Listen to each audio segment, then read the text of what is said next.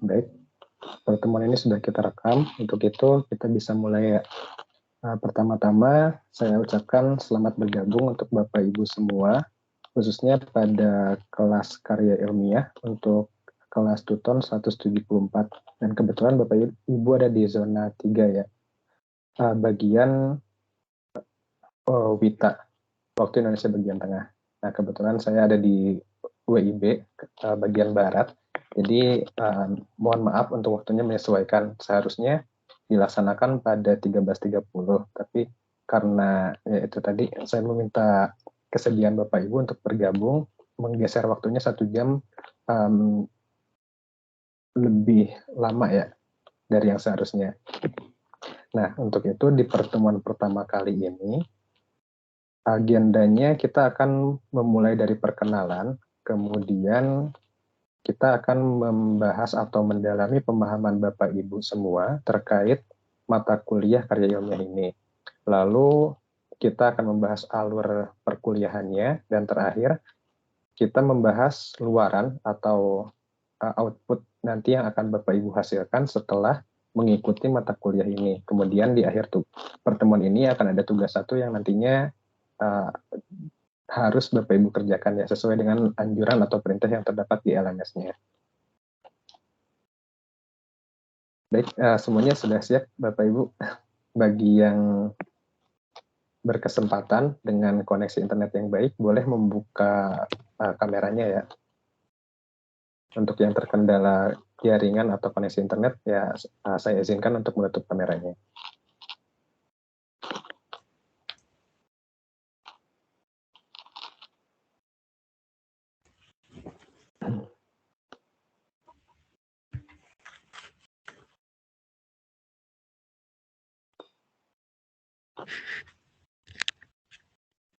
Ya, terima kasih atas kesediaannya Bapak Ibu. Baik, untuk pertama kita mulai dengan perkenalan dulu. Kita mulai dari saya sebagai tutornya ya. Untuk Bapak Ibu semuanya, perkenalkan, nama saya Asep Hadian Hadinata. Saya lulusan dari Unpad, kebetulan bukan dari kependidikan. Nah, namun saya cukup tertarik atau berminat mengikuti atau berkontribusi pada pendidikan, khususnya pendidikan di Indonesia. Jadi secara tidak langsung saya ingin terlibat untuk memajukan atau ya terlibat langsung dalam pendidikan khususnya di Indonesia. Lalu saya lulusan dari program studi kimia. Saya masuk pada tahun 2014, kemudian lulus di tahun 2018. Pada saat itu kebetulan prodi di kampus saya mengadakan program baru, program fast track namanya. Jadi dengan menambah kurang lebih 2 semester, bisa dilanjutkan ke jenjang selanjutnya. Nah, jadi dari segi kependidikan, dari segi pedagogik, tentunya saya rasa saya masih ada di bawah Bapak Ibu ya, dalam hal pengalaman ataupun pemahaman. Tapi dalam sisi yang lain, khususnya untuk mata kuliah ini karya ilmiah, saya ingin berbagi pengalaman dan apa yang saya ketahui tentang penulisan karya ilmiah, karena karya ilmiah ini menjadi salah satu syarat kelulusan bagi Bapak Ibu. Seperti itu. Meskipun dalam pelaksanaannya bobot SKS-nya masih 0, seperti itu ya Bapak Ibu. Nah, kemudian kesibukan saya hari ini, selama kurang lebih 1 semester ke belakang, saya pernah menjadi tutor untuk karya ilmiah juga pada semester lalu, di semester ganjil tahun angkatan 2022-2023. Jadi bisa dibilang sekarang ini adalah semester kedua saya menjadi tutor untuk mata kuliah karya ilmiah, seperti itu Bapak Ibu. Nah, kemudian saya pun saat ini sedang mengikuti program PPG Prajabatan. Mungkin Bapak Ibu pernah mendengar programnya ya. Ini suatu program baru pemerintah. Nah, alhamdulillah sekarang saya sudah masuk semester 2 dan saya harus membagi waktu antara sharing karya ilmiah dengan Bapak Ibu sebagai memang itu amanah yang diberikan kepada saya, kemudian mengikuti LMS yang disediakan oleh PPG. Jadi secara tidak langsung kita sama-sama pejuang LMS ya Bapak Ibu. Oke. Nah, saya rasa untuk perkenalan dari saya cukup sekian. Untuk kedepannya saya mohon kerjasama dari Bapak Ibu ya, karena cukup banyak, kurang lebih ada 4 tugas yang nantinya akan kita laksanakan selama mengikuti perkuliahan ini. Totalnya ada 8 sesi, Bapak Ibu mungkin sudah melihat skema perkuliahannya ya. Nah, dari saya dicukupkan sekian. Selanjutnya, boleh dari Bapak Ibu, barangkali ada yang mau bersedia memperkenalkan dirinya terlebih dahulu. Mas, saya persilahkan.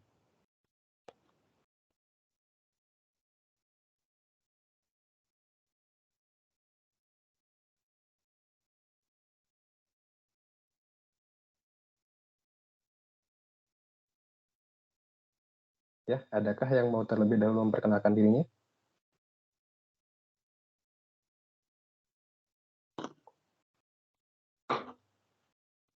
Atau saya tunjuk saja kali ya, Bapak Ibu. Nggak apa-apa ya. Ya, baik. Halo, Assalamualaikum Pak. Ya, waalaikumsalam. Ya, silakan Bapak. Iya, Assalamualaikum warahmatullahi wabarakatuh. Waalaikumsalam warahmatullahi wabarakatuh. Nama Muhammad Islahul Mukarrabun, asal dari Kelayu Jorong, Lombok Timur, Kecamatan Selong. Tugas di SDN 1 Kelayu Utara. Itu aja. Sekian. Assalamualaikum warahmatullahi wabarakatuh. Waalaikumsalam. Baik, terima kasih Bapak Islahul. Ya, silakan selanjutnya.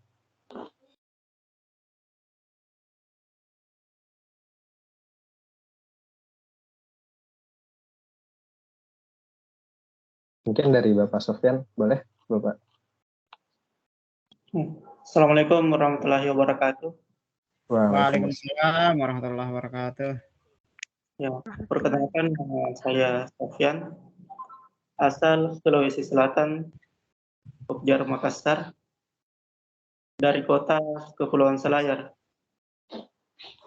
Profesi saat ini masih menjabat operator sekolah,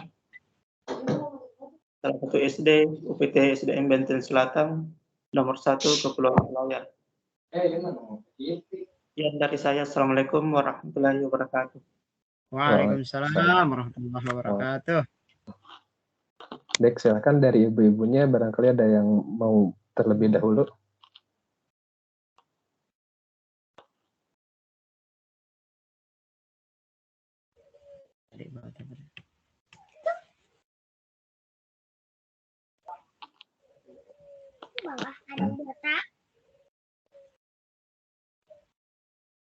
Ya, silakan barangkali Bu Anita.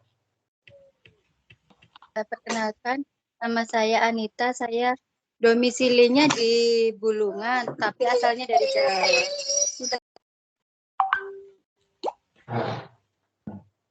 Ya, saya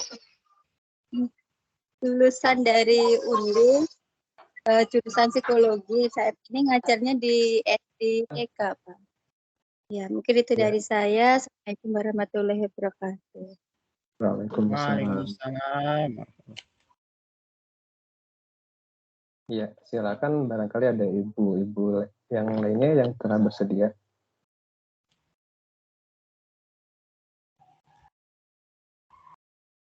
Dari Ibu Dewi barangkali, maaf Ibu Dwi.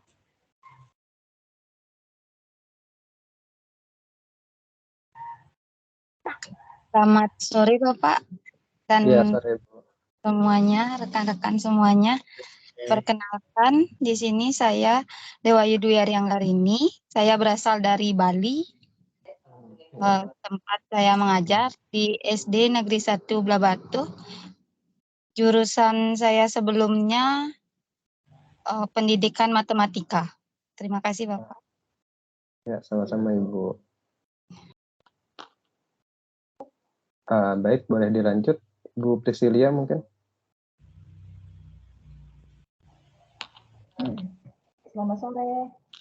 Ya, sore Bu. Sore. Nama lengkap saya Priscilia Esther Dita Rompas, nama panggilan Esther. Berasal dari Kabupaten Minahasa, Sulawesi Utara. Saat ini bekerja sebagai guru honor di sekolah dasar. Terima kasih. Ya, sama-sama Ibu. Terima kasih kembali. Baik, boleh lanjut ke Ibu Suharni. Assalamualaikum warahmatullahi wabarakatuh. Waalaikumsalam. Perkenalkan, nama saya Suharni, alamat dari Sulawesi Selatan, tepatnya di Sidrap. Saya sekarang menjabat sebagai operator sekolah dasar. Cukup sekian. Assalamualaikum warahmatullahi wabarakatuh. Waalaikumsalam. Terima kasih Ibu Suharni. Waalaikumsalam. Boleh lanjut ke Ibu Tiani mungkin.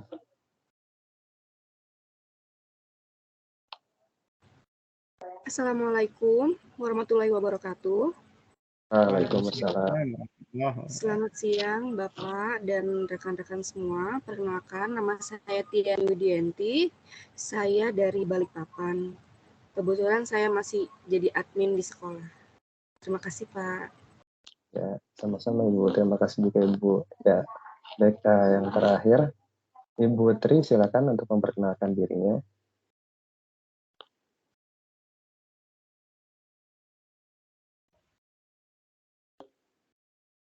Ya, Ibu Tri.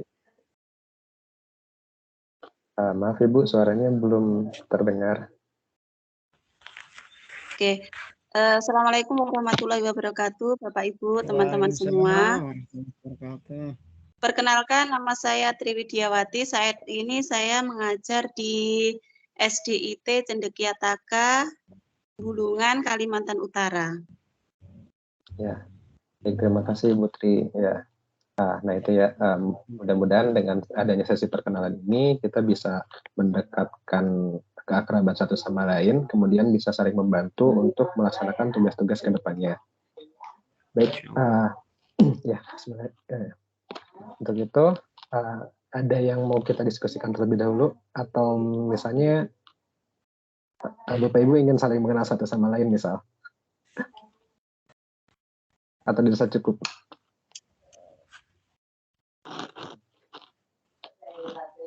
Insya Allah cukup Pak. Kayaknya Ya, cukup, perlu pengarahan dulu. Kayaknya ini kita belum tahu namanya Karil nih Pak.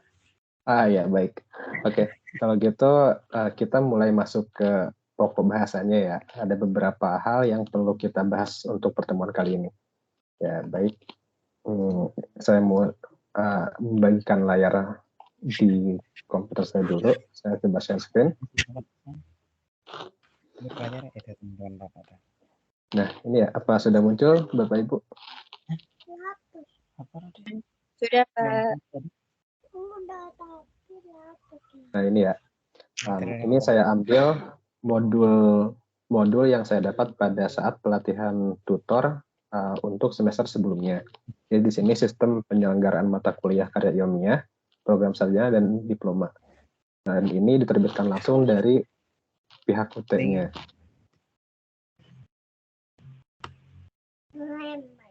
Nah, sebelum kita mengerjakan atau menulis karya ilmiah, kita coba pahami dulu apa pengertian dari karya ilmiah itu. Nah, dalam konteks karya ilmiah atau untuk mata kuliah karya ilmiah ini, yang dimaksud dengan karya ilmiah itu adalah artikel ilmiah yang dalam bentuk tulisan, berisi tulisan atau laporan sistematis mengenai hasil kajian atau pemikiran, atau mungkin hasil penelitian yang disajikan sesuai dengan konvensi atau kaidah penulisan karangan ilmiah. Nah, jadi sumber untuk karya ilmiah ini atau bahan utama yang nanti akan Bapak Ibu tuliskan dalam karya ilmiah ini bisa Bapak Ibu ambil dari beberapa referensi, atau misalnya ada beberapa sumber yang menurut Bapak Ibu menarik, nanti Bapak Ibu tuangkan dalam bentuk tulisan. Atau bisa juga hasil dari penelitian yang telah Bapak Ibu kerjakan di sekolah ataupun di tempat Bapak Ibu bertugas sekarang, seperti itu. Ya, kemudian, nah untuk yang menjadi peserta mata kuliah karya ilmiah ini adalah mahasiswa program diploma 4 atau sarjana yang melakukan registrasi mata kuliah karya pada semester atau pada semester yang sama, yang mana di semester tersebut terdapat mata kuliah pemantapan kemampuan profesional atau PKP, atau mungkin mata kuliah tugas akhir program atau TAP.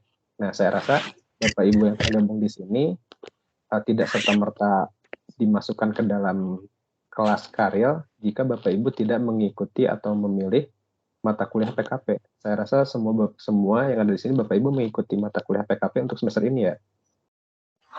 Iya, Pak. Iya, Pak.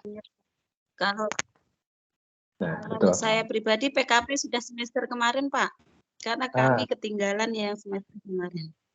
Oh iya, baik Bu. Terima kasih konfirmasinya. Nah, jadi dimulai dari semester lalu, awalnya PKP atau yang di dalam PKP itu ada PTK kan ya. Nah, awalnya laporan dari mata kuliah PKP itu dibuat dalam satu karya tulis. Nah, namun sejak semester lalu, jadi laporannya itu dibuat terpisah. Ada laporan khusus untuk PKP atau PTK-nya, kemudian dari hasil laporan tersebut diubah atau diolah lagi menjadi suatu karya ilmiah. Nah, ini memang salah satu program atau kebijakan baru UT ya Bapak Ibu, khususnya untuk program PGSD. Nah, jadi nanti bahan yang Bapak Ibu tuliskan untuk karya ilmiah ini bisa bersumber dari PKP, laporan PKP-nya, atau misal menggunakan topik lain yang relevan dengan bidang ilmu yang Bapak Ibu sedang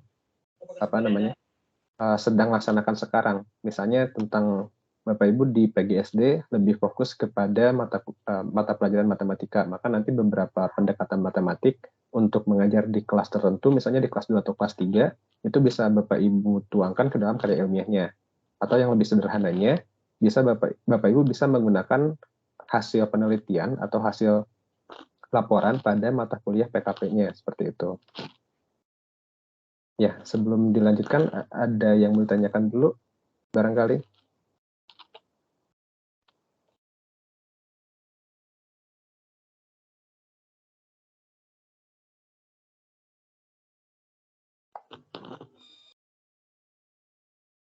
Ya, kita coba lanjut dulu ya, Bapak Ibu. Nah, untuk statusnya, mulai pada semester 1 tahun ajaran 2022-2023, Karel ini merupakan mata kuliah yang berdiri sendiri, yang terpisah dari mata kuliah TAP dan PKP. Kemudian mata kuliah ini tidak memiliki bobot SKS atau SKS-nya itu 0. Lalu topik atau permasalahan dalam artikel ilmiah sesuai dengan keilmuan program studi yang ditempuh. Nah, seperti yang tadi saya sampaikan ya, Bapak Ibu bisa mengambil PGSD, maka keilmuannya itu seputar PGSD. Kemudian, untuk artikel ilmiah yang ditulis, itu dapat bersumber dari kajian pustaka atau hasil penelitian. Ya, yang tadi saya sampaikan. Jadi, untuk mahasiswa FKIP, khususnya yang sekarang Bapak Ibu tempuh di PGSD, artikelnya itu dapat bersumber dari kajian pustaka atau laporan penelitian mata kuliah PKP tadi. Jadi dari laporan PKP yang telah Bapak Ibu susun atau telah selesai, itu bisa diambil beberapa bagiannya, lalu dituangkan ke dalam karya ilmiah yang nantinya menjadi produk akhir mata kuliah ini. Seperti itu. Nah, kemudian skor kelulusan minimalnya adalah 75. Nah, untuk penilaiannya nanti ada di bagian bawah ya. Kemudian ada beberapa kesempatan bagi Bapak Ibu untuk melakukan perbaikan, melakukan revisi pada karya ilmiah yang telah Bapak Ibu tulis. Lalu status kelulusan mata kuliah ini ya mungkin sama dengan mata kuliah yang lain ya, statusnya lulus atau tidak lulus. Dan kemudian ini yang saya rasa cukup menjadi tantangan bagi Bapak Ibu bahwa mata kuliah ini menjadi prasyarat kelulusan bagi mahasiswa diploma 4 dan sarjana. Seperti itu. Jadi mau nggak mau mata kuliah ini tetap harus diikuti meskipun buat SKS-nya itu 0 SKS. Seperti itu Bapak Ibu. Nah, lalu ini kesertaan mahasiswa dalam mata kuliah karya ilmiah. Misalnya Bapak Ibu di sini sebelumnya pernah kuliah sebelum di UT ya. Ada mahasiswa yang belum pernah publikasi artikel ilmiah ini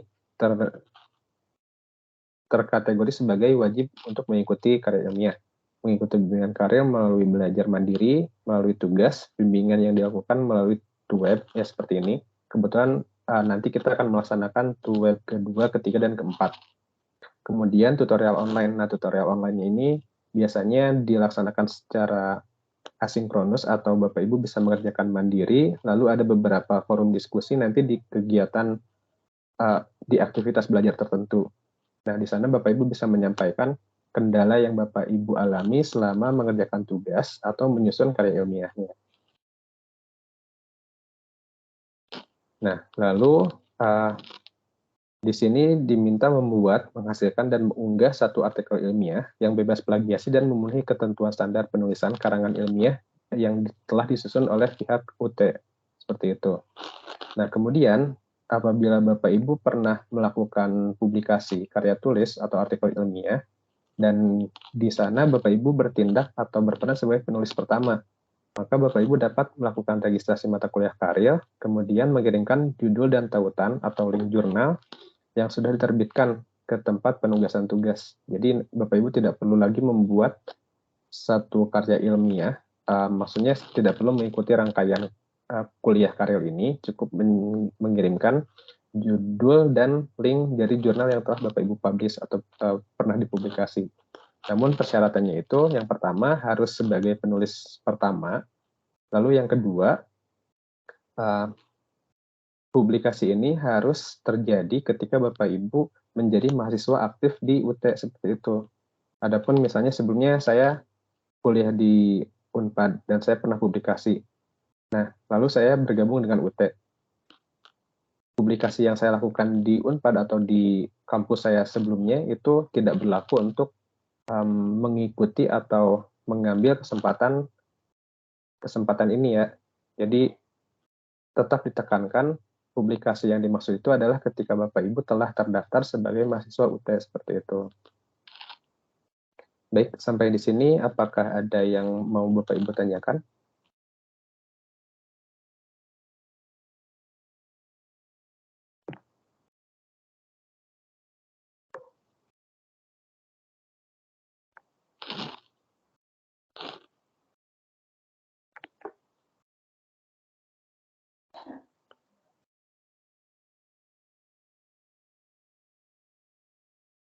Ya, saya rasa kita coba lanjut dulu ya Bapak Ibu.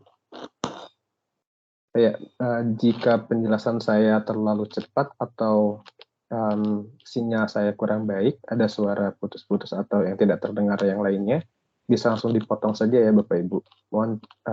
Mohon tidak sungkan atau jangan ragu untuk memotong apa yang sedang saya sampaikan. Baik, selanjutnya ini ada kriteria artikel ilmiahnya. Penulisan artikel ilmiah ini dilakukan dengan mengikuti kaidah penulisan karya ilmiah. Nah, untuk kaidahnya, Bapak Ibu bisa cek di LMS-nya, di aktivitas belajar 1, itu di bagian bawah ada pedoman penulisan karya ilmiahnya ya. Saya harap Bapak Ibu sempat mengunduh atau mendownload filenya, kemudian membaca sekilas. Sebetulnya lebih baiknya itu sudah dibaca semuanya ya, cuman karena saya rasa Bapak Ibu pun punya kesibukan lain, ya minimalnya Bapak Ibu membaca bagian daftar isinya. Jadi nanti kita bisa tahu di dalamnya itu apa aja yang akan dibahas. Nah, kemudian di sini salah satu persyaratan yang cukup memberatkan sih menurut saya, memuat sekurang-kurangnya 10 referensi dengan minimal 5 artikel jurnal dan 5 buku yang terbit dalam 5 tahun terakhir dan digunakan sebagai sumber kutipan dalam artikel. Persyaratan seperti ini sudah mulai diterapkan ketika saya kuliah dulu ya, di tahun 2016 sampai, ya mulai tahun 2016, bahkan mungkin lebih awal dari itu. Nah, di sini diharapkan 5 tahun terakhir itu merepresentasikan atau menunjukkan bahwa Bapak Ibu mengikuti perkembangan zaman. Artinya, semakin baru artikel atau referensi yang Bapak Ibu gunakan, kebaruan dari penelitiannya itu dirasa masih sangat relevan dengan apa yang Bapak Ibu kerjakan. Misalnya, dalam menerapkan suatu metode belajar, katakanlah metode belajar inquiry atau metode belajar discovery. Nah, itu kan teorinya itu sudah ada bahkan beberapa tahun yang lalu ya. Misal pada tahun 90-an atau bahkan awal tahun 2000. Nah, dalam beberapa penelitian, untuk penelitian kelas misalnya, nah ada yang melakukan kombinasi antara metode belajar tertentu dengan katakanlah media belajarnya. Nah, hal tersebut bisa dianggap sebagai satu kebaruan. Nah, artinya dalam 5 tahun terakhir, metode belajar tersebut bisa diterapkan untuk kondisi-kondisi yang ibaratnya sesuai dengan tempat Bapak Ibu melaksanakan penelitian atau tempat Bapak Ibu bertugas. Nah, seperti itu. Jadi lebih baik dipilih saja artikel atau buku yang sekiranya itu relevan dengan kegiatan PKP yang telah Bapak Ibu kerjakan, ataupun Bapak Ibu bisa melakukan review, mengambil satu referensi, satu tema utama dengan sejumlah referensi dan nantinya dibuat dalam karya ilmiah. Nah, seperti itu. Adapun untuk 5 buku yang terbit dalam 5 tahun terakhir, dan ini saya rasa cukup memberatkan juga ya. Jadi saya ubah ketentuannya, bukan diharuskan terbit 5 tahun terakhir, tapi diprioritaskan. Akan lebih baik jika Bapak Ibu dapat menemukan buku yang terbit 5 tahun terakhir, artinya dari 2017 lah ya, kita ambil 2017 sampai tahun ini, seperti itu. Nah, adapun untuk bentuknya, itu artikel, jurnal, dan bukunya itu tidak harus berbentuk fisik ya Bapak Ibu. Misalnya Bapak Ibu menemukan dalam bentuk soft file, misalnya kebanyakan jurnal atau artikel itu dalam bentuk PDF biasanya. Nah, itu boleh Bapak Ibu gunakan selama sumber referensinya itu jelas ya. Nah, kemudian di sini kriteria yang ketiga adalah bebas plagiasi dan bebas dari tindakan tidak terpuji lainnya, termasuk merekayasa dan memanipulasi data. Saya rasa Bapak Ibu sudah cukup akrab atau sudah cukup mengenal dengan yang istilah yang disebut plagiarisme ya, atau mengcopy, menyalin karya hasil orang lain, seperti itu. Adapun ketika Bapak Ibu melakukan pengutipan, mengutip suatu pernyataan, mengutip suatu hasil, itu ada tata caranya dan akan kita bahas pada web yang akan datang, seperti itu. Ya, saya coba lanjut dulu. Nah, ini alur kegiatan perkuliahannya ya. Saya rasa Bapak Ibu sudah melihat juga yang sebelumnya saya kirim di grup WhatsApp. Jadi untuk kegiatan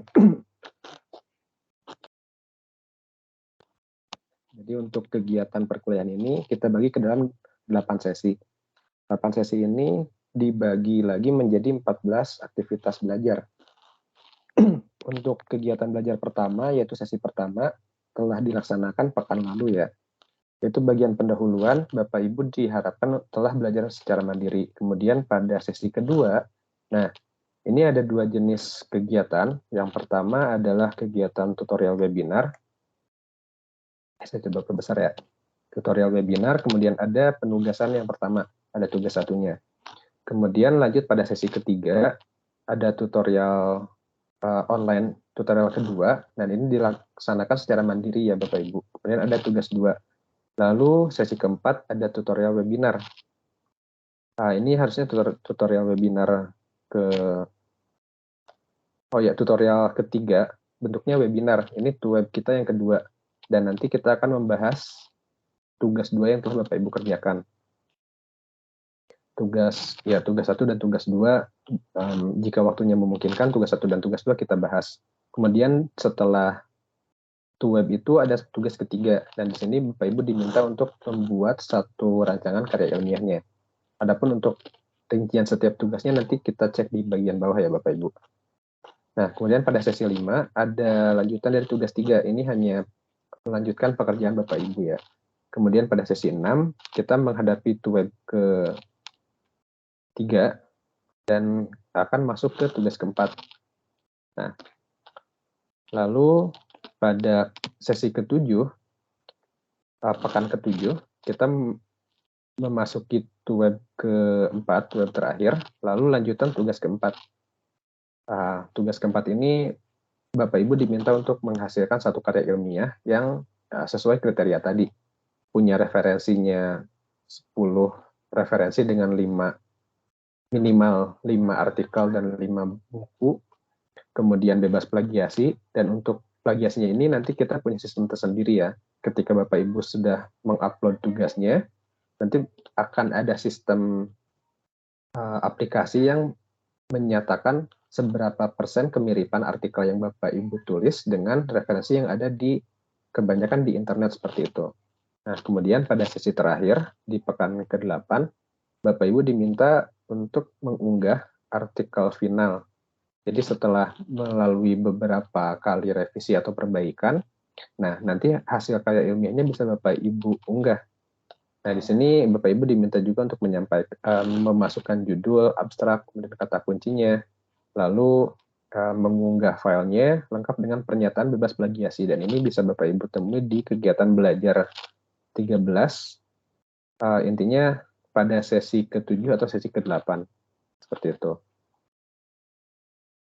Jadi secara garis besar, kita akan membuat suatu karya ilmiah, dan karya ilmiahnya itu dimulai pada sesi keempat, artinya 2 pekan dari sekarang ya. Sekarang kan kita masuk sesi kedua, di pekan kedua. Kita baru masuk tugas pertama, kemudian pekan selanjutnya kita masuk tugas kedua, lalu di pekan selanjutnya kita mulai masuk atau menyusun karya ilmiah yang akan Bapak Ibu hasilkan nanti, seperti itu.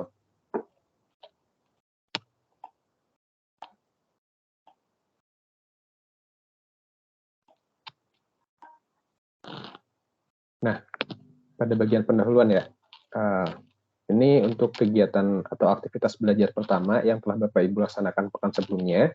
Bapak Ibu diminta untuk belajar mandiri, mempelajari panduan kuliah karya ilmiah, kemudian mencari dan mempelajari satu contoh artikel ilmiah. Nah, adapun untuk kegiatan belajar kedua yang sekarang kita laksanakan, fokusnya tentang pemantapan konsep dan ketentuan karya ilmiah. Dan ini dilaksanakan pada tutorial web pertama. Nah, ini tujuan kita mengadakan web ini ya. Yang pertama membahas dan mendiskusikan pengertian dan ketentuan umum artikel ilmiah. Kemudian membahas dan menganalisis bersama satu contoh artikel ilmiah. Dan ini sifatnya kondisional ya, artinya ketika ada waktu tambahan bisa kita bahas contoh satu artikel ilmiah, dan apabila waktunya tidak cukup bisa kita bahas di grup WhatsApp aja, seperti itu Bapak Ibu. Kemudian nanti di akhir ada informasi mengenai tugas 1 dan jadwal pengunggahan tugas 1. Nah, lalu untuk kegiatan aktivitas belajar 3 ada tugas 1. Tugas 1-nya itu adalah membuat satu judul artikel ilmiah, dan ini saya tekankan lagi ya, saya sampaikan kembali, boleh Bapak Ibu melakukan atau membuat judulnya itu dari hasil laporan PKP yang telah Bapak Ibu kerjakan. Kemudian Bapak Ibu diminta untuk mencari, membaca, merangkum, dan mencatat minimal 10 referensi yang terbit dalam 5 tahun terakhir. Dan referensinya ini relevan dengan tema PKP yang telah Bapak Ibu kerjakan. Kemudian membuat satu kerangka tulisan artikel ilmiah. Nah, untuk kerangkanya itu cukup banyak ya. Nanti kita coba sepakati kerangkanya seperti apa. Nah, lalu pada kegiatan aktivitas belajar 4, kita mulai masuk penulisan karya ilmiahnya. Bapak Ibu mengikuti tutorial online yang pertama, diminta untuk membuat judul, menentukan referensi, menentukan kerangka karangan, mempelajari tata cara pengutipan, lalu membuat daftar pustaka. Saya rasa untuk Bapak Ibu sudah tidak asing ya dengan yang namanya daftar pustaka. Namun di sini daftar pustaka pun punya beberapa style atau beberapa aturan penulisan. Jadi kita akan menyesuaikan penulisannya dengan apa yang telah ditetapkan pihak UT, seperti itu. Nah, lalu Bapak Ibu dihadapkan dengan forum diskusi. Nah, pada forum diskusi ini kita membahas dan mendiskusikan, juga memberikan masukan satu sama lain mengenai tugas 1 yang telah Bapak Ibu kerjakan. Nah, lanjut ke kegiatan belajar 5 atau aktivitas belajar 5, ini kita memasuki ke tugas 2. Nah, pada bagian ini, Bapak Ibu diminta untuk membuat rangkuman bacaan referensi yang nantinya akan Bapak Ibu gunakan sebagai rujukan dalam membuat artikel ilmiah. Kurang lebih dari 10 referensi tadi ya, itu minimalnya. Kemudian Bapak Ibu diminta untuk membuat kutipan langsung dan tidak langsung, beserta sumber kutipan dengan benar. Jadi untuk beberapa istilah ini kita sebut footnote atau catatan kaki ya, seperti itu untuk penulisannya. Kemudian Bapak Ibu diminta juga untuk membuat daftar pustaka. Nah, untuk ya kegiatannya nanti kita bisa coba diskusikan baik secara daring melalui LMS atau melalui grup WhatsApp seperti itu ya Bapak Ibu. Nah, kemudian pada aktivitas belajar 6, kita mulai membedah artikel ilmiah. Kita memasuki tutorial web kedua. Nah, di sini kita membedah contoh artikel ilmiah dari sisi judulnya, relevansi judul dan isi dari artikelnya, kemudian struktur karangannya, lalu sistematika dan format artikel ilmiah. Nah, setelah itu kita coba analisis pemikiran atau hasil penelitiannya seperti apa. Dan kita coba cek penulisan-penulisan yang terdapat pada artikel itu meliputi cara mengutipnya, lalu membuat kepustakaannya atau daftar pustakanya. Lalu ya di sini tugas saya ya untuk memberi komentar atau masukan perbaikan terhadap tugas 1 dan tugas 2 yang telah Bapak Ibu kerjakan. Pada kegiatan web 2 di semester lalu, saya melakukan review masing-masing tugas ya dari Bapak Ibu yang termasuk atau terlibat dalam kelas karya. Jadi untuk web kedua nanti, dimohon tugas 1 dan tugas 2-nya sudah Bapak Ibu kerjakan, tapi itu masih agak lama ya. Nah, kemudian di akhir ada tugas 3. Tugas 3-nya itu ya membuat artikel utuh berdasarkan judul, rangkuman referensi, dan kerangka penulisan yang sebelumnya di tugas 1 telah Bapak Ibu kerjakan. Nah, jadi antara tugas 1, tugas 2, dan tugas 3, sampai nanti tugas 4, semuanya itu berkesinambungan ya. Seperti itu Bapak Ibu.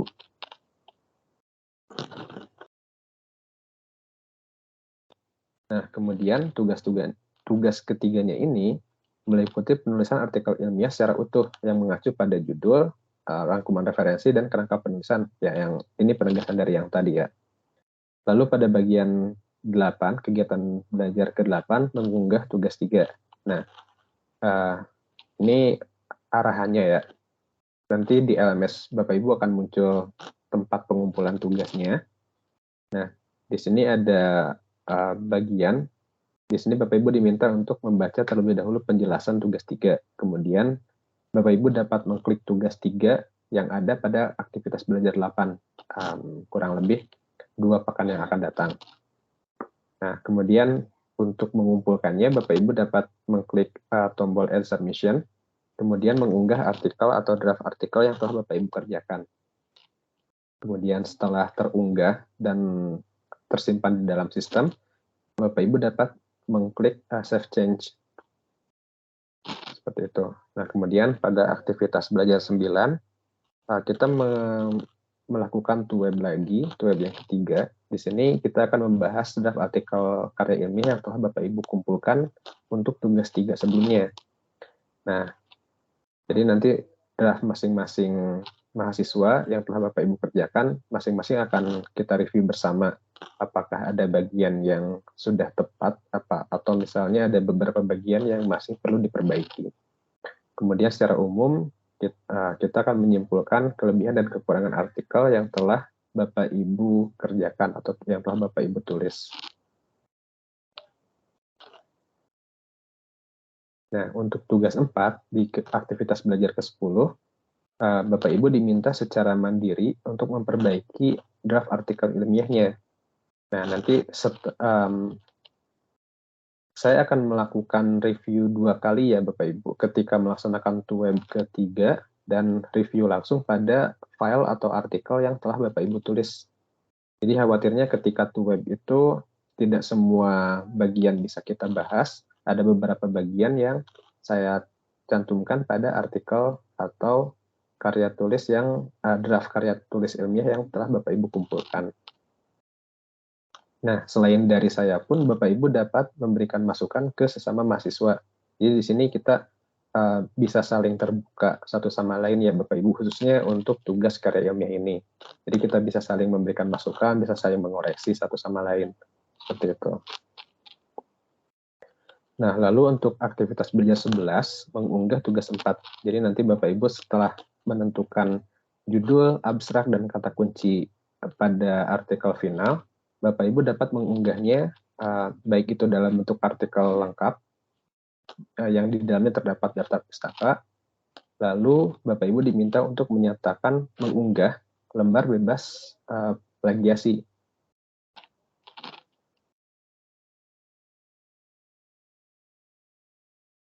Nah, pada aktivitas belajar 12, pembahasan revisi artikel ilmiah. Nah, pada kegiatan ini kita akan melaksanakan TUEB lagi, TUEB yang keempat terakhir biasanya. Dan apabila Bapak Ibu memerlukan pertemuan TUEB lanjutan, bisa saja kita laksanakan ya. Tapi sebisa mungkin kita tuntaskan pada TUEB terakhir ini. Nah, tujuannya kita membahas tugas draft artikel ilmiah yang telah Bapak Ibu unggah. Kemudian kita akan menyimpulkan secara umum bagian mana yang sudah baik dan bagian mana yang masih perlu diperbaiki. Dan nanti setelah Bapak Ibu melakukan perbaikan, melakukan revisi akhir, Bapak Ibu dapat memfinalkan artikel ilmiahnya, artinya sudah siap untuk diunggah sebagai tugas keempatnya.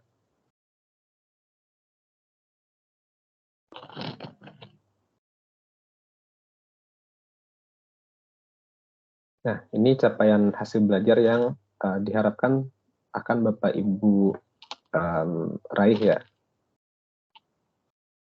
Pada bagian kegiatan belajar 13, nah, di sini kita akan mengulas hasil yang telah Bapak Ibu raih selama mengikuti perkuliahan.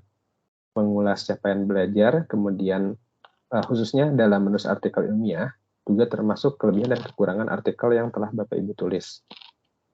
Nah, lalu di bagian terakhir, kegiatan belajar 14, yaitu khusus untuk mengunggah artikel ilmiah. Jadi nanti setelah final, setelah Bapak Ibu menulis karya ilmiah atau artikel ilmiah yang sesuai dengan kriterianya, tidak terindikasi plagiasi, kemudian mengikuti aturan yang telah dibuat oleh UT, dan beberapa perbaikan-perbaikan yang mungkin nanti akan kita temui, Bapak Ibu dapat mengunggah hasil perbaikannya pada tempat yang telah disediakan. Seperti itu.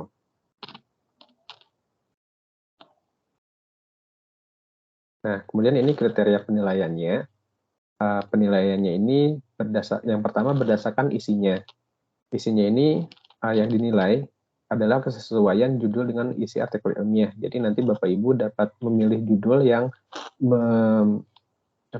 merepresentasikan atau menyatakan isi dari artikel yang Bapak Ibu tulis.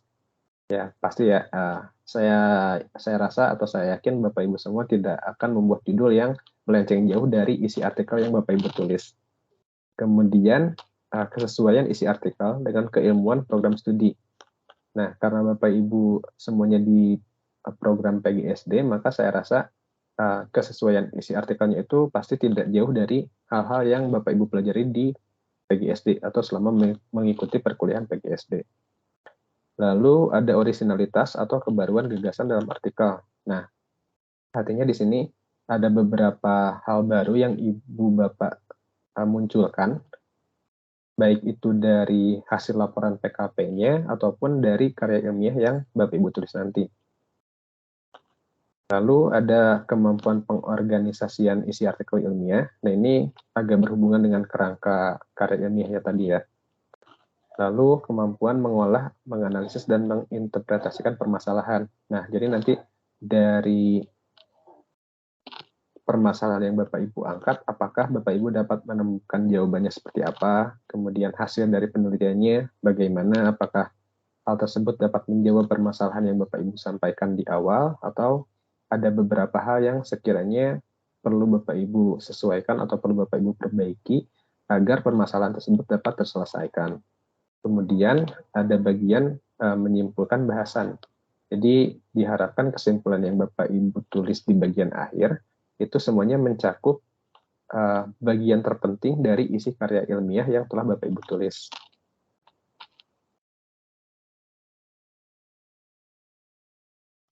Nah, lalu aspek kedua yaitu bagian etika kepenulisannya.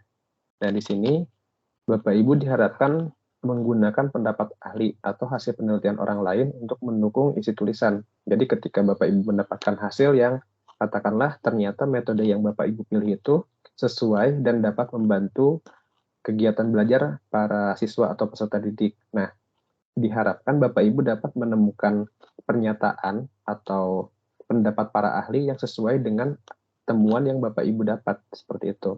Kemudian Bapak Ibu pun diminta untuk menuliskan sumber kutipan di dalam tulisan karya ilmiahnya. Dan untuk penulisannya akan kita bahas di web yang akan datang atau di kegiatan di sesi yang akan datang. Lalu Bapak Ibu pun menuliskan daftar pustaka yang Bapak Ibu gunakan sebagai sumber kutipan yang ada dalam isi tulisan karya ilmiahnya.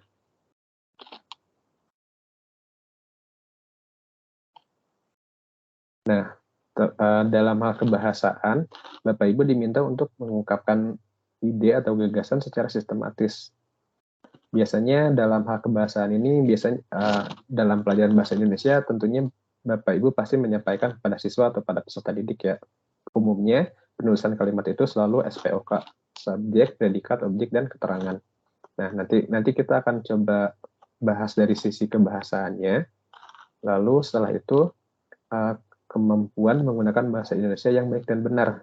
Nah, di sini sejumlah aspek kebahasaan, misalnya penggunaan kata di. Ini kadang ada beberapa mahasiswa yang masih keliru menggunakan kata di.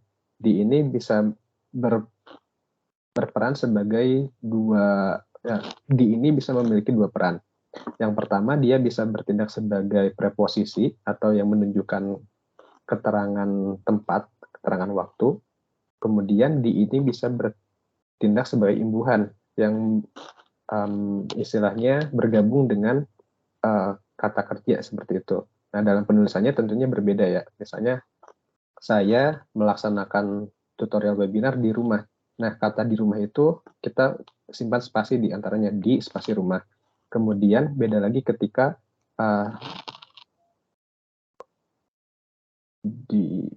karya ilmiah ini diajarkan oleh tutor. Nah, kata diajarkan itu di sana bertindak sebagai imbuhan, sehingga dalam penulisannya itu tidak ada spasi, seperti itu ya Bapak Ibu. Itu salah satu contoh yang sering saya temui bahwa mahasiswa masih mengalami kekeliruan dalam penggunaannya.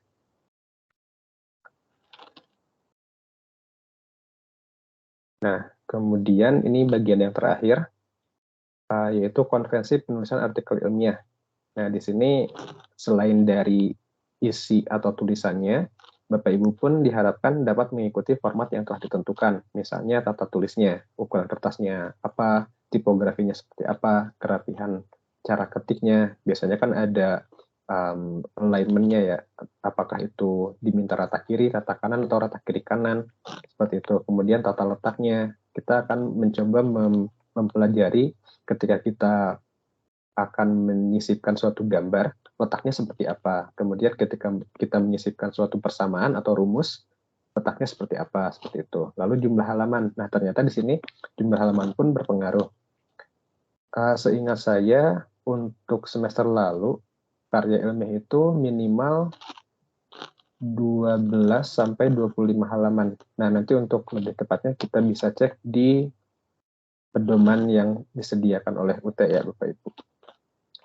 Kemudian menulis bibliografi atau daftar pustaka dengan benar. Ya, daftar pustakanya seperti yang telah dibahas sebelum-sebelumnya ya. Lalu membuat sekurang-kurangnya 10 referensi. Nah, ini penegasan yang tadi. Baik, untuk sistematika perkuliahannya saya rasa cukup sekian. Sampai di sini, adakah yang ingin Bapak Ibu sampaikan atau Bapak Ibu pertanyakan? Maksudnya yang belum Bapak Ibu pahami, silakan untuk bertanya.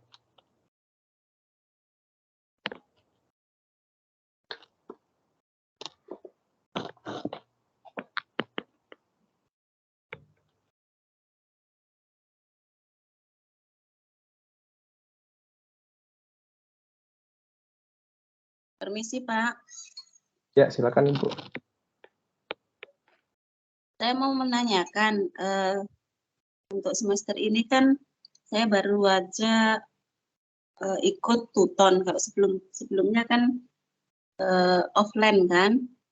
Ya, Jadi untuk tuton ini webnya selama mata kuliah karir ini berapa kali, Pak? baik Bu. Selama total 1 semester, nantinya kita akan melaksanakan 4 kali web. Baik, saya coba buka lagi ya untuk skema perkuliahannya. Nah ini Bu. Pekan ini atau sekarang kita sudah masuk ke sesi kedua ya Ibu. Nah di sesi kedua ini, maaf. Nah di sesi kedua ini, di sesi kedua ini kita melaksanakan tutorial webinar yang pertama. Isinya meliputi perkenalan dan pemahaman mengenai karya ilmiah. Lalu di pekan depan sesi ketiga, ini tutorial online, artinya tutorial secara mandiri. Bapak Ibu bisa mengerjakan tugas secara mandiri. Dan apabila ada kendala atau kesulitan, bisa Bapak Ibu sampaikan di grup WhatsApp ya, ataupun di grup yang tersedia di LMS. Di LMS itu ada grup chatnya kan ya. Nah, lalu pekan yang akan datang, di sesi keempat atau pekan keempat, kita melaksanakan web lagi Bu. Ini web yang kedua. Nah, sesi kelimanya, kita nggak ada web, Bapak Ibu melaksanakan tugas secara mandiri, kemudian sesi selanjutnya, pekan ke-6, kita ada web lagi. Setelah itu, di pekan ke-7, ini web yang terakhir. Jadi secara total, kita melaksanakan 4 tutorial webinar seperti itu, Bu. Oh, baik, Pak. Satu pertanyaan lagi. Ketika ada tugas-tugas, itu di-share-nya di grup LMS ya, Pak ya? Bukan di e-learning.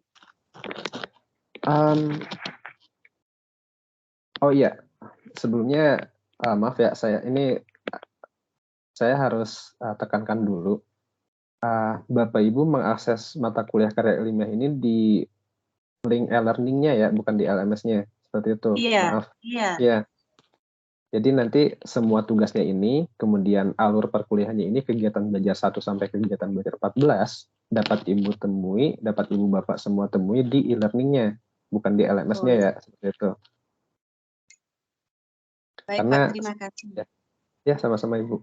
Karena secara pribadi saya masih belum begitu memahami ya perbedaan antara LMS dan e-learning-nya. Karena LMS yang saya anggap itu justru e-learning-nya seperti itu Bapak Ibu. Mohon maaf sebelumnya. Ya, betul, Pak. Soalnya yang semester sebelum ini kami di LMS. Jadi makanya saya bingung gitu kan. Kami kan berarti harus masuk lagi di LMS kalau memang tugasnya di LMS gitu. Berarti tetap di e-learning ya, Pak ya? Betul, Bu. Ini semuanya terdapat di e-learning-nya seperti itu.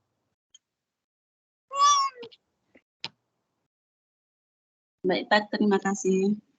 Ya, sama-sama Ibu. Ya, silakan Bapak Ibu yang lain barangkali ada yang ingin ditanyakan.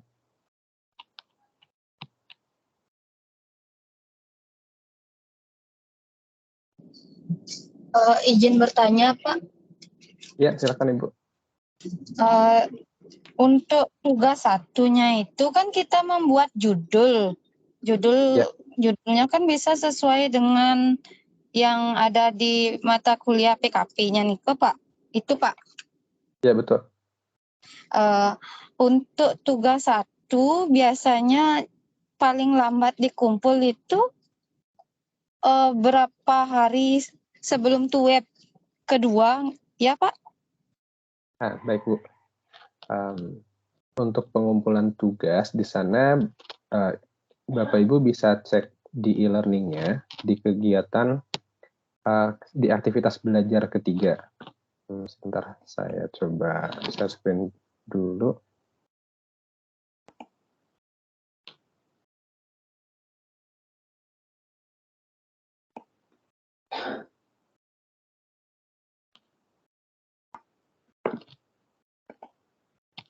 Nah, ini ya, di kegiatan aktivitas belajar 3, bisa Bapak Ibu cek, ini di e-learning-nya.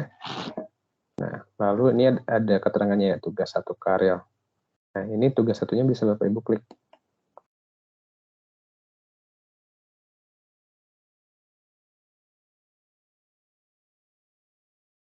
Nah, di sini ada keterangannya.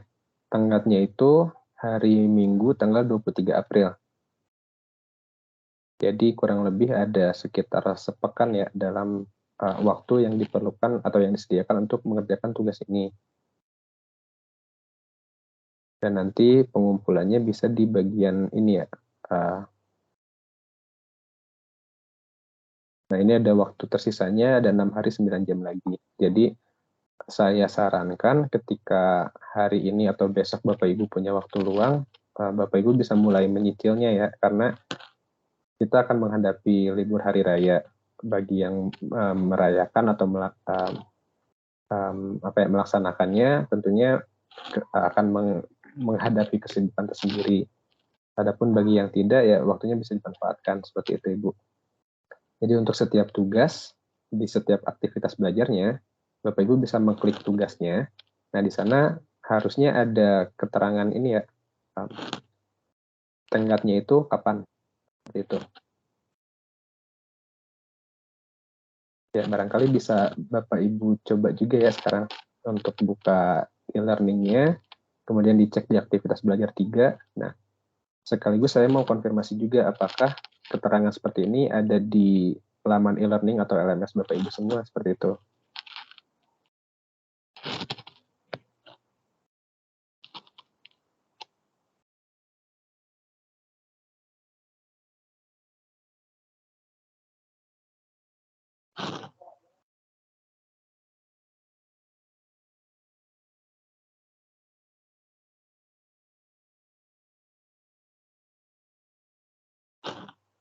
Ya, begitu Ibu Dwi. Apa sudah terjawab? Atau mungkin Bapak Ibu Baik. yang lain? Terima kasih banyak Bapak. Mohon bimbingannya ya Bapak, karena untuk pertama kali saya buat karya ilmiah Pak. Ya, siap Ibu. Nanti kita coba saling membimbing satu sama lain ya, karena saya pun masih sama-sama belajar. Ya, untuk Bapak Ibu yang lain, barangkali ada yang mau ditanyakan.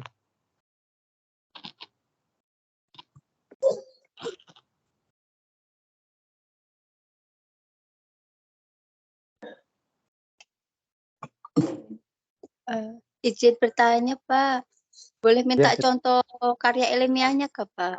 Karena sudah lama nggak kuliah, jadi sudah lupa sudah Pak. iya Bu, siap. Nah, Ya. untuk contoh karya ilmiah, ini bisa Bapak Ibu cek di aktivitas belajar 1. Seingat saya, UT sudah menyiapkan beberapa referensinya ya. Nah, ini skema perkuliahan. Nah, kemudian ini file yang bisa Bapak Ibu pelajari. Nanti ini akan kita bahas juga tentang proses pembelajarannya. Lalu, tidak ada ya. Maaf, maksudnya coba cek di aktivitas belajar 2.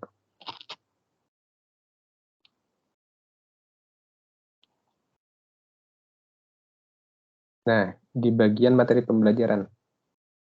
Di sini ada konsep PPT tentang konsep, karakteristik, dan tugas karya ilmiah. Nanti akan kita bahas juga file ini. Kemudian di bagian bawahnya ini ada PowerPoint juga tentang merencanakan karangan atau tips-tips dalam menulis karya ilmiah. Ini ada file seperti ini ya, nanti kita bahas. Kemudian ada mengenai perencanaan karangan, menuliskan rancangan karya ilmiah. Dan di bagian akhirnya ini contoh karya tulis ilmiahnya. Namun ya ternyata tidak sesuai dengan bidang ilmu yang sedang kita pelajari sekarang ya. Di sini program studinya statistika, sementara kita kan fokus di PGSD. Jadi nanti saya coba cek karya ilmiah lain atau saya gunakan karya ilmiah dari mahasiswa semester sebelumnya yang telah tuntas untuk dijadikan sebagai referensi untuk karya ilmiah bagi Bapak Ibu semua, seperti itu. Ya, Bapak Ibu bisa mengakses file-file ini kan ya di aktivitas belajar 2. Bisa coba dicek di e-learning-nya.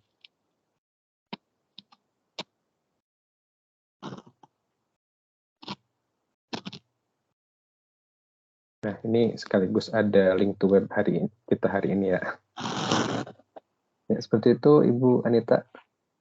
Untuk lebih detailnya atau yang lebih apa namanya, yang lebih relevan, nanti saya coba cek beberapa karya atau artikel ilmiah yang relevan dengan PGSD, lalu bisa kita bahas di grup WhatsApp atau pada web yang akan datang. Seperti itu, Bu. Iya, iya Pak. Makasih Pak. Sama-sama, Ibu. Ya, dari Bapak Ibu yang lain, barangkali ada pertanyaan.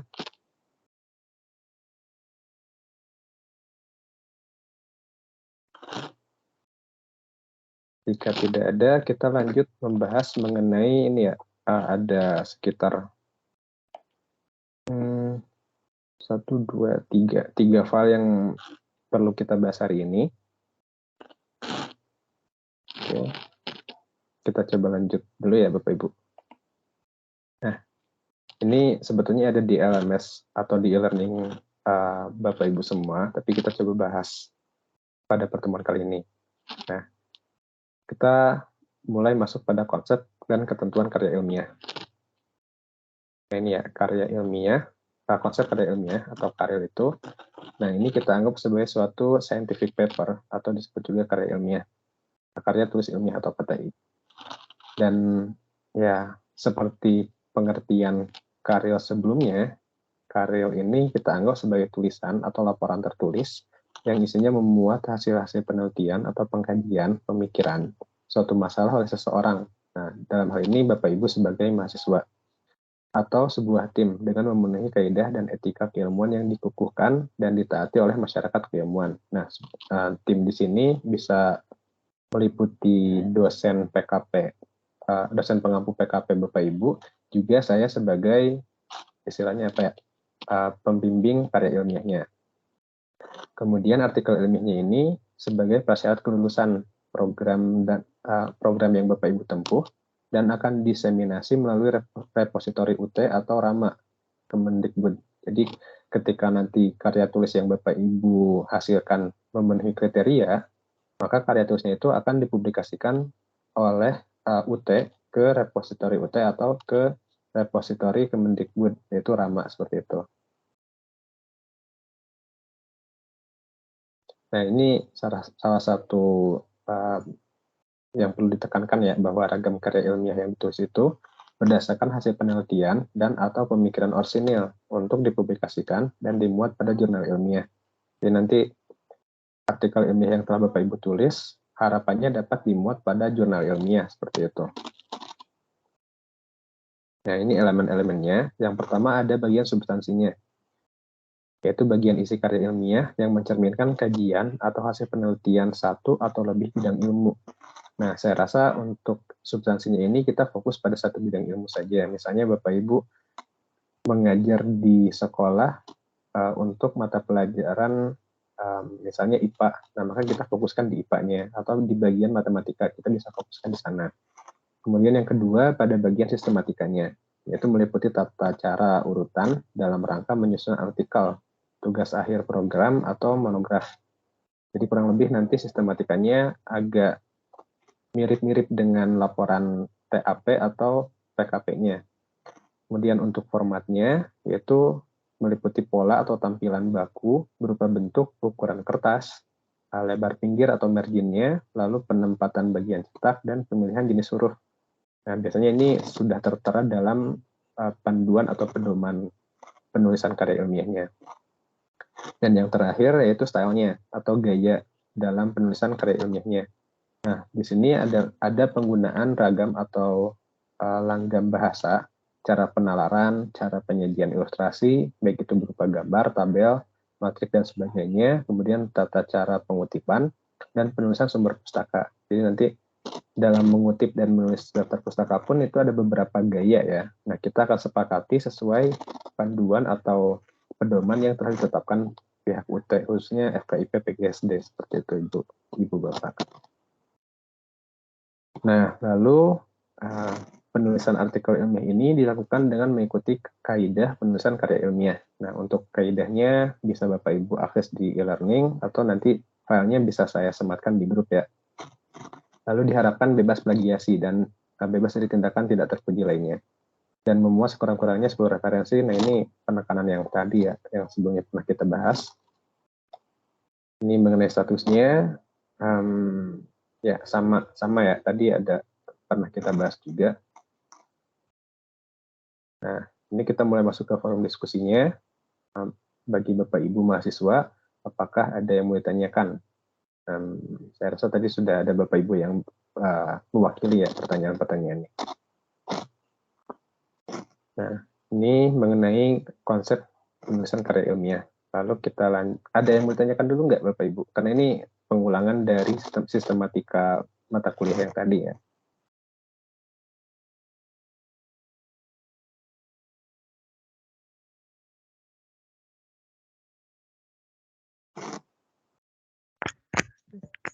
Sabi Pak, Assalamualaikum.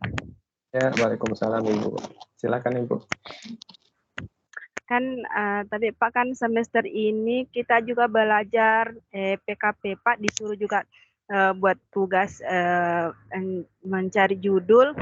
Terus di karya ilmiah ini juga ada tugas webnya itu yang pertama, web pertama itu membuat judul ya Pak. Betul Ibu. Di sini saya Pak tidak di sini apa yang membedakan Pak karya ilmiah itu dengan PKP Pak? Baik Bu. Ya. Terima kasih Pak. Sama-sama Ibu. Jadi bisa dibilang PKP itu adalah kegiatan praktik yang Ibu kerjakan untuk memperoleh hasil penelitian di dalam kegiatan kelasnya ya Ibu. Kemudian setelah Bapak Ibu melaksanakan PKP, Bapak Ibu kan diminta untuk menulis laporannya. Nah, dari laporannya itu bisa menjadi bahan untuk menulis karya ilmiah ini. Jadi bisa dibilang mata kuliah karya ilmiah ini sebagai lanjutan dari mata kuliah PKP, seperti itu Ibu. Nah, jadi ibaratnya nanti laporan PKP itu akan Ibu tulis dengan format yang disepakati dengan tutor atau dosennya. Nah, lalu setelah laporannya selesai, misalnya Bapak Ibu mau menjadikan laporan itu sebagai bahan untuk karya tulis ilmiah. Nah, itu boleh dilakukan seperti itu. Jadi Bapak Ibu tidak perlu melakukan penelitian lagi. Penelitiannya diambil dari hasil PKP atau dari laporan PKP-nya. Jadi bisa dibilang saling berkesinambungan seperti itu, Bu. Ya, Pak. Terima kasih, Pak. Ya, sama-sama, Ibu. Ya, baik, dari Bapak Ibu yang lain, apakah ada pertanyaan lainnya?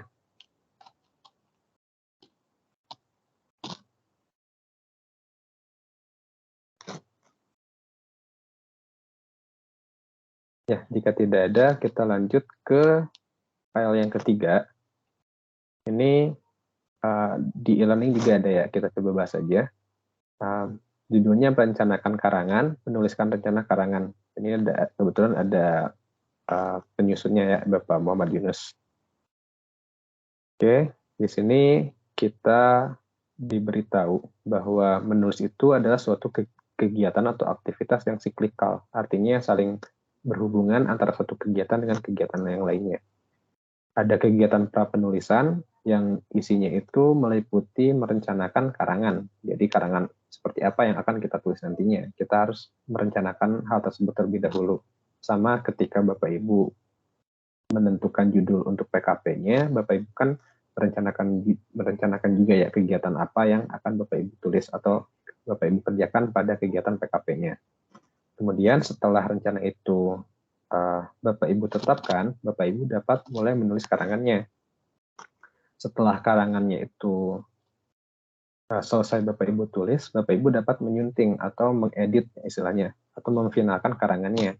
Nah, setelah proses finalisasi tersebut, Bapak Ibu bisa kembali ke merencanakan karangan yang lainnya. Jadi setiap karangan itu harusnya saling terikat satu sama lain, saling terhubung satu sama lain. Seperti itu. Nah, lalu, ini pada kegiatan pra-penulisan, khususnya pada merencanakan karangan. Di sini kita tegaskan ya, kita ini mau menulis tentang apa? Apakah bidang ilmu yang sedang kita dalami sekarang, ataukah hal lain yang ada sangkut pautnya dengan bidang ilmu yang kita dalami ini. Pertama adalah menemukan dan merumuskan masalah. Misalnya masalah yang terjadi di sekolah tempat Bapak Ibu bertugas, apakah itu tentang motivasi siswa dalam belajar, ataukah ada model belajar yang perlu Bapak Ibu kembangkan, dan yang lain-lainnya. Kemudian menentukan tujuan penulisan. Nah, di sini komponennya itu bisa menjelaskan, membuktikan, mendeskripsikan, menceritakan, atau jenis kegiatan yang lainnya. Lalu menentukan kedalaman dan keluasan tulisan. Apakah Bapak Ibu ingin membuat tulisan ini secara luas? Misalnya, Bapak Ibu membahas tentang program, mata pelajaran Bahasa Indonesia. Nah, apakah Bapak Ibu akan menulis karya ilmiah tentang Bahasa Indonesia secara luas, ataukah Bapak Ibu membahas satu aspek atau satu materi saja, tapi dibahas secara mendalam, seperti itu. Membahas mengenai detail rinci-rincinya seperti apa, seperti itu. Lalu merumuskan topik dan judul karangan. Nah, ini salah satu tugas tadi ya, baik di karya ilmiah ataupun di mata kuliah PKP.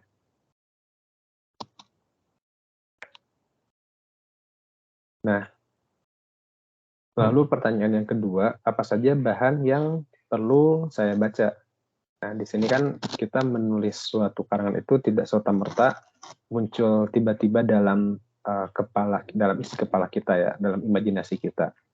Ada beberapa informasi yang diperlukan untuk mendukung agar tulisan tersebut dapat dibuat. Misalnya, Bapak Ibu memerlukan informasi-informasi tertentu, baik itu dari artikel, dari buku, dari bahan cetak atau bahan yang bersifat elektronik. Misalnya ada dalam suatu video di YouTube, atau misal ada dalam suatu tulisan yang diposting di media sosial, seperti itu. Kemudian, apakah informasi yang terdapat dalam referensi itu harus dibaca secara utuh atau hanya bagian-bagian yang terkait saja? Misalnya Bapak Ibu menemukan buku mengenai katakanlah Bahasa Indonesia itu membuat karangan eksposisi. Nah, apakah seluruh buku itu harus Bapak Ibu baca sehingga informasi yang Bapak Ibu perlukan memang ada dalam semua bagian buku tersebut, ataukah Bapak Ibu dapat memilih bagian-bagian mana saja yang relevan atau terkait dengan bahan bacaan apa yang akan Ibu tulis, atau atau karangan jenis apa yang akan Bapak Ibu tulis. Artinya Bapak Ibu pun bisa memilih bagian mana yang benar-benar diperlukan dalam tulisan Bapak Ibu. Nah, lalu apa saja yang akan ditulis? Nah, ini secara tidak langsung kita membahas tentang kerangka karangannya ya.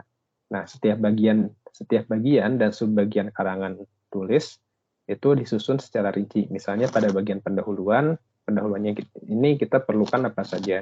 Kemudian pada bagian isinya ada apa saja. Misalnya ada kerangka pikir, ada beberapa subjudul, termasuk di dalamnya adalah masalah atau alternatif solusi, atau misalnya pemikiran atau gagasan yang Bapak Ibu ajukan untuk menyelesaikan permasalahan tersebut.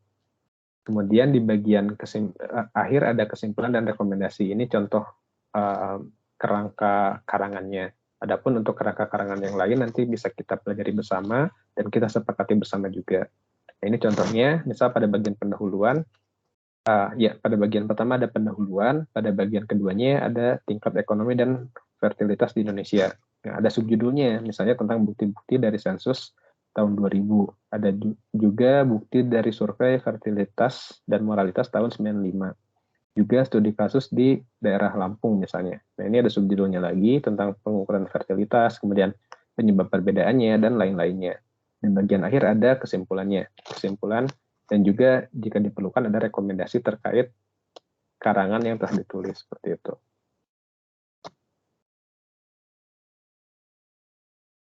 Nah, lalu setelah Bapak Ibu melewati tahap prapenulisan, mulai dari menentukan tema yang akan dipilih, menentukan referensi yang akan digunakan, menentukan kerangkanya, Bapak Ibu dihimbau untuk mulai menulis. Memang dalam menulis ini, bagian tersulitnya itu adalah memulai menentukan kata atau kalimat pertama, dan itu benar-benar saya rasakan ya.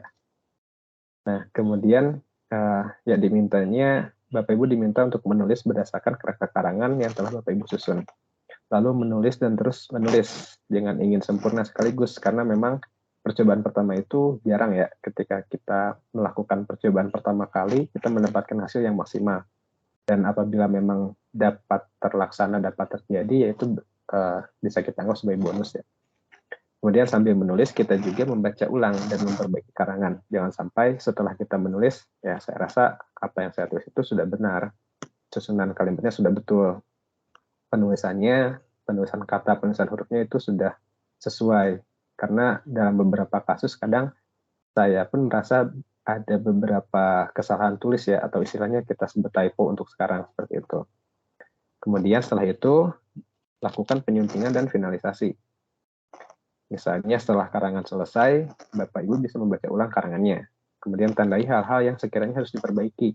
Misalnya setelah saya menulis paragraf ini, ternyata paragrafnya ini tidak memiliki kalimat yang menghubungkan dengan paragraf sebelumnya atau paragraf yang akan datang. Nah, kemudian lakukan perbaikan atau penyempurnaan karangan, dan proses perbaikannya ini bisa dilakukan sekali, 2 kali, 3 kali, atau bahkan berkali-kali sampai kita rasa karangannya ini sudah mendekati sempurna atau sudah dalam keadaan maksimal yang bisa kita kerjakan, seperti itu. Ini hanya tips dan motivasi untuk membuat karangan tulisan ya, dalam hal ini karya ilmiah yang akan Bapak Ibu buat, seperti itu. Baik, sampai di sini apa ada yang ingin ditanyakan Bapak Ibu?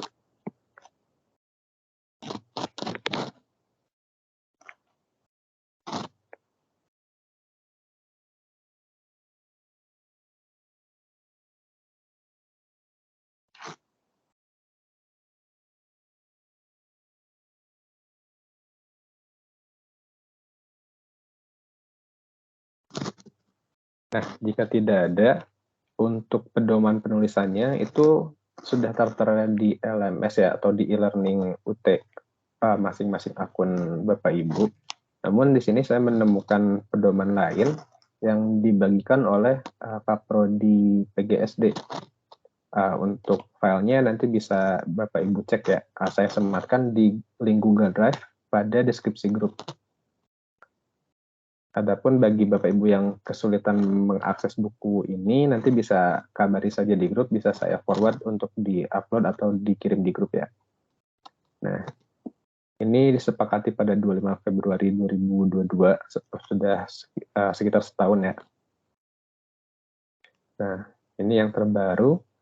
Jadi nanti ya bagian pengantar, ini bisa kita lewati saja. Nah, ini bagian daftar isinya. Ada pengantar, ada daftar gambar, daftar tabel, daftar lampiran, kemudian pada bagian pendahuluannya membahas latar belakang, tujuan sasaran, ruang lingkup. Kemudian ada konsep karya ilmiah dan penulisan karya ilmiah. Misal konsepnya tadi sekilas kita bahas, dan juga pada bagian penulisannya kita bahas juga. Lalu misalnya ada sistematika karya ilmiahnya, sistematika penulisan karya ilmiah. Nah, misalnya dalam pembelajaran ada yang namanya anotasi bibliografi, kemudian karya ilmiah ini dalam beberapa bentuk ya, ada bisa dalam bentuk makalah, laporan tugas, misalnya laporan PKP yang akan atau telah Bapak Ibu kerjakan, kemudian proyek, kemudian tugas akhir program. Nah, ini untuk pembelajaran. Adapun untuk publikasi, itu bisa dalam bentuk resensi, atau dalam bentuk makalah atau artikel, misalnya artikel yang akan kita tulis nanti, artikel ilmiahnya, atau dalam bentuk monografi. Nah, kemudian di sini ada tata cara untuk pengutipan. Kita mulai dari pengertian dan tujuannya untuk apa. Kutipan itu apa yang maksud dengan kutipan, kemudian tujuannya untuk apa. Kemudian pengutipan pun dibagi lagi, ada pengutipan langsung dan tidak langsung. Nah, ini satu hal yang cukup krusial menurut saya, ada yang namanya parafrase. Jadi ketika Bapak Ibu mengambil satu pernyataan atau mengambil data dari satu referensi, Bapak Ibu tidak boleh langsung melakukan menyalin sama persis. Jadi sangat-sangat dianjurkan Bapak Ibu melakukan parafrase, artinya mengubah atau mengolah kembali kalimat yang Bapak Ibu temukan, sehingga kalimat tersebut seolah-olah tersampaikan atau ditulis berdasarkan pemahaman Bapak Ibu. meskipun tidak sama persis dengan apa yang terdapat pada referensinya. Nah, kemudian cara penulisan referensi dalam daftar pustaka. Nah, ini cukup banyak ya, referensi berupa buku, artikel jurnal, majalah, berita, koran, tesis atau disertasi yang tidak dipublikasi, kemudian makalah, referensi internet, dan terbitan pemerintah. Nah, ini salah satu referensi internet. Sebisa mungkin Bapak Ibu menghindari referensi yang diambil dari internet secara langsung ya, misalnya ada blog atau semacam berita yang ada di sekarang kan akses informasi itu sudah sangat fleksibel ya, bisa Bapak Ibu temukan kapanpun dan dimanapun. Nah, khusus untuk referensi internet ini saya sarankan menjadi pilihan terakhir Bapak Ibu. Misalnya Bapak Ibu memerlukan satu referensi mengenai model belajar tertentu, dan itu tidak Bapak Ibu temukan dalam jurnal atau buku, jurnal ilmiah atau artikel ilmiah atau dalam buku. Nah, satu-satunya referensi hanya dalam internet. Nah, sebisa mungkin hindari referensi yang bersumber dari blog atau catatan pribadi milik seseorang, dan diprioritaskan untuk mengambil referensi dari web resmi, biasanya yang belakangnya .co.id atau .com seperti itu. Untuk contohnya nanti bisa kita coba bahas di web yang akan datang seperti itu. Nah, kemudian ini masuk ke bagian sistem penulisannya dan penomoran dalam karya ilmiah. Ada teknik penulisannya, ada sistem penomoran. Kemudian ada ilustrasinya dalam bentuk tabel atau gambar. Kemudian ada bagian kebahasaannya. Di sini ada ciri-ciri ragam bahasa, ada penggunaan Indonesia yang baku, tata cara bahasa Indonesia yang normatif, kemudian menggunakan kalimat efektif. Kemudian ada logika dalam bahasa, hubungan antar kalimatnya atau antar paragraf dan antar bagian. Nah, ini bagian aplikasi pendukung. Pendukungnya cukup banyak ya. Misalnya ketika kita menggunakan data statistik, data spasial, data kualitatif, dan yang lain-lainnya. Nah, seperti itu Bapak Ibu. Sampai di sini, apakah ada yang ingin Bapak Ibu tanyakan?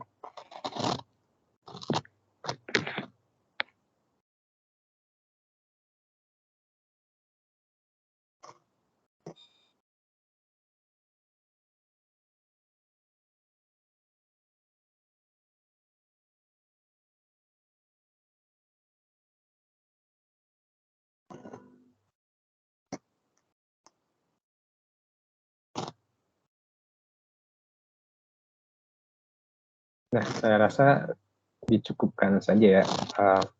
Mudah-mudahan Bapak Ibu sudah mulai tercerahkan, sudah mulai sedikit memahami tugas saya dalam mengikuti karya ilmiah ini, tujuannya untuk apa, kemudian kegiatan apa saja yang akan saya lakukan.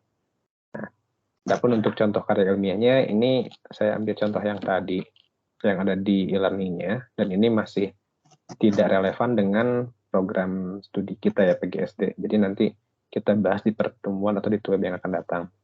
Nah, kemudian file-file ini bisa Bapak Ibu cek. Ini sudah saya sematkan di grup ini ya, di grup kelas kita. Karil 173. Nah, di sini ya. Ini Bapak Ibu bisa cek deskripsi grupnya. Nah, ini ada link yang saya sematkan di sini. Bisa Bapak Ibu klik. Nah, ini akan masuk ke Google Drive. Ya, sambil menunggu. Nah, di sini ada file karya, file yang tadi kita bahas. Misalnya Bapak Ibu ada beberapa informasi yang ketinggalan atau yang perlu Bapak Ibu cek ulang, bisa Bapak Ibu cek di sini. Di bagian file karyanya ya, bisa Bapak Ibu akses nanti.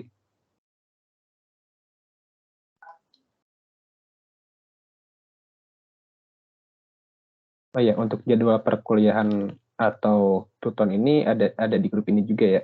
Bagian yang ini. Sesi 1, 2, 3, 4, 5, sampai sesi 8. Dan itu ada juga di grup WhatsApp-nya. Nah, ya untuk file karya kita coba cek. Nah, ini PDF yang tadi kita bahas tentang menulis sebagai proses siklik, kemudian, nah ini barangkali Bapak Ibu mau menggunakan latar belakang ketika melakukan tutorial webinar nanti, kemudian ada panduannya, Nah, ini pedoman yang saya tadi sampaikan, kemudian ini sistem penyelenggaraannya yang pertama kali kita bahas. Dan untuk tugas 1, di sini Bapak Ibu bisa mengumpulkan tugas 1 langsung di e-learning-nya. Tapi sebagai jika Bapak Ibu memerlukan format dalam pengerjaan, ini saya sediakan formatnya di sini, bisa Bapak Ibu download ya. Jadi nanti tinggal Bapak Ibu edit, lalu bisa Bapak Ibu kumpulkan di e-learning-nya. Kemudian ini salah satu contoh cara mengambil referensi dan citasi. Bisa Bapak Ibu cek juga. Kemudian untuk tugas 2, tugas 3, dan tugas 4, dan seterusnya, ini sebagian masih kosong. Namun nanti di tugas 3 ada format karya tulis ilmiah. Jadi nanti Bapak Ibu bisa menyesuaikan formatnya dengan format yang ada di sana. Jadi nanti Bapak Ibu sekiranya misal Bapak Ibu telah menyelesaikan tugas 1, tugas 2, tugas 3, namun belum merasa yakin untuk mengumpulkan di LMS atau di e-learning-nya, Bapak Ibu bisa kumpulkan dulu di sini, nanti bisa kabari saya, bisa saya periksa terlebih dahulu, kira-kira apakah ada yang perlu diperbaiki atau tidak, atau misalnya Bapak Ibu ingin langsung saja dikumpulkan di e-learning, biar nanti kita bahas bersama-sama, itu nggak masalah, saya kembalikan pilihannya kepada Bapak Ibu ya, seperti itu. Ya, itu yang dapat saya sampaikan untuk tugas kali ini. Untuk terakhir, Bapak Ibu apakah ada yang masih ingin ditanyakan atau Bapak Ibu masih belum paham, silakan ditanyakan saja Bapak Ibu ya.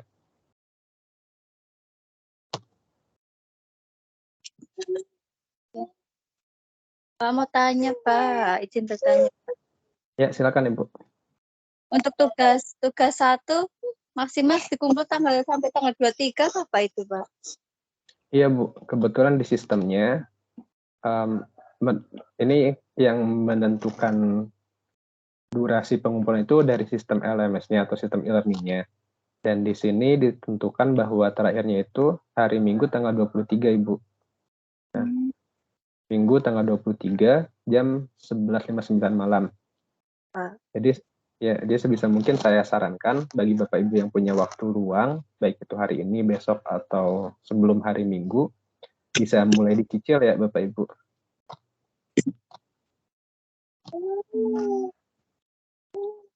Iya Pak. Ya, Bapak Ibu. Ya. Baik, untuk Bapak Ibu yang lain, apakah ada pertanyaan lainnya?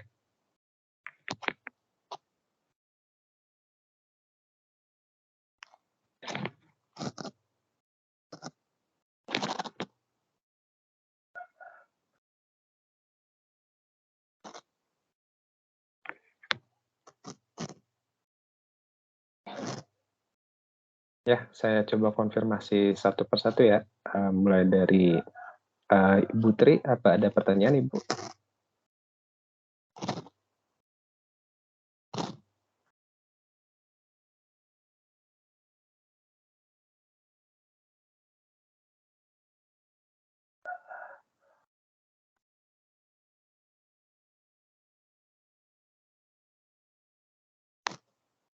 Oke. Lanjut ke Ibu Anita, apa ada pertanyaan lagi Ibu? Tidak ada Pak, sudah Pak. Ya, baik, terima kasih Ibu. Lanjut Bapak Islahul, apakah ada pertanyaan Pak?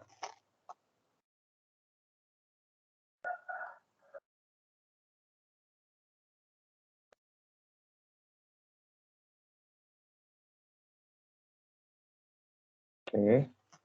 Mungkin tidak ada ya. Lanjut ke Ibu Dwi, apa ada yang mau ditanyakan Ibu? Untuk saat ini udah cukup Pak, terima kasih. Nanti kalau kekurangnya saya nanya lewat WA grup, tidak apa-apa Pak? Boleh Bu, boleh. Silakan grup WA-nya dimanfaatkan semaksimal mungkin ya Ibu. Jangan ragu untuk bertanya. Untuk siapapun. Ya, terima kasih Bu. Terima kasih Pak. Ya, baik, lanjut untuk Ibu Esther, apa ada pertanyaan Ibu?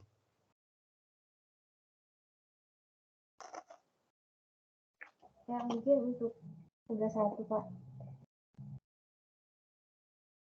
Ya, untuk tugas satunya gimana Ibu? Jadi tugas 1 itu dikumpulkan sebelum tanggal hari Minggu kan Pak? Betul. Tenggat waktunya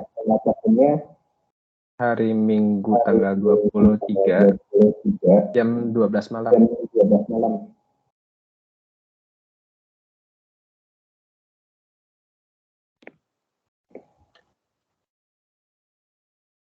Ya, baik Ibu, terima kasih. Lalu untuk Ibu Suharni, apa ada pertanyaan Ibu? Terima kasih Pak untuk sampai saat ini sudah Pak. Ya, baik Bu, terima kasih. Lalu untuk Pak Sofyan, ada pertanyaankah Bapak? Mengenai misalnya bab 1 di Karil sama PKP bisa sama Pak atau tidak? Nah, baik Pak, untuk penulisan sistematika kepenulisannya itu bisa kita bahas di web yang akan datang ya Bapak. Misalnya Bapak mau mencantumkan bab 1 di Karil dan PKP itu sama-sama isinya sama, itu sebetulnya tidak masalah. Tapi nanti ada beberapa bagian yang kita kurangi Pak. Jadi tidak semua bagian bab 1, bab 2, bab 3 itu masuk ke Karil. Kita ambil bagian yang dikira pentingnya saja seperti itu Pak. Oh iya Pak. Ya, ada pertanyaan lain Pak? Untuk sementara itu ya Pak. Ya, baik, terima kasih Pak Sofyan. Terakhir Ibu Tiani, apa ada pertanyaan? Untuk pertemuan saat ini, alhamdulillah paham aja Pak, belum ada pertanyaan. Ya, baik, terima kasih Ibu. Nah, ya, alhamdulillah ya, karena waktu pun sudah cukup sore, mungkin di Bapak Ibu sudah jam 4 lebih ya. Nah, untuk itu saya rasa untuk pertemuan kali ini kita cukupkan saja. Apabila memang ada pertanyaan yang menyusul, bisa Bapak Ibu tanyakan di grup WhatsApp ya. Jangan ragu, jangan sungkan, tanyakan saja. Kita belajar bersama di sana. Baik, untuk itu saya sampaikan terima kasih banyak atas kehadiran dan kesediaan Bapak Ibu. Mudah-mudahan kita tetap ada dalam keadaan sehat dan tetap semangat untuk mengikuti perkuliahan ini. Ya, mohon maaf atas beberapa kesalahan dan kelalaian yang saya sampaikan untuk pertemuan hari ini khususnya. Saya ucapkan terima kasih juga karena Bapak Ibu memprioritaskan untuk hadir ya. Nah, untuk itu, sampai berjumpa di tutorial web yang akan datang, 2 pekan yang akan datang. Juga saya sampaikan selamat menjalani libur hari raya untuk Bapak Ibu semua.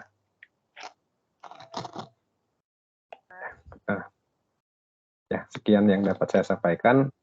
Untuk Bapak Ibu semuanya, selamat sore. Wassalamualaikum warahmatullahi wabarakatuh.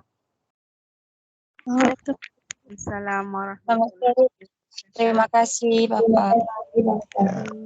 Ya, sama-sama Bapak Ibu. Silakan boleh meninggalkan roomnya ya.